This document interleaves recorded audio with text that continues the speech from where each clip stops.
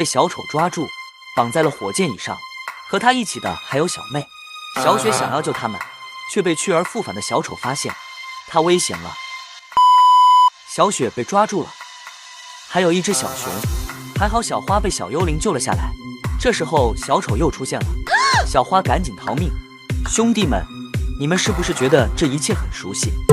没错，小花穿越到了第5人格。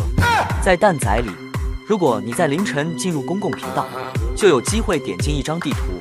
第5派对，这个地图里有逃生者，还有一个监管者。逃生者需破译4步电机，打开大门才能成功逃生。你看看，这么多逃生者，你以为他们在破译电机？错，他们是在围攻监管者。抢到这个小丑帽子，就能成为监管者，抓其他蛋仔。小花找到了一个电机，小粉正在破译，小花上前帮忙。突然，是小丑被发现了，小粉疯狂逃窜，小丑紧紧追着小花不放。救救我！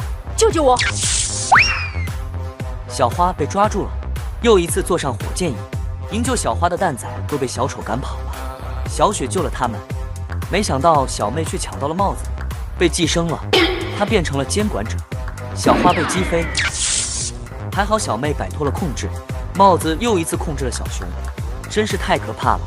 小伙伴们千万别玩，除非你抢到帽子，成为监管者，不然千万别玩。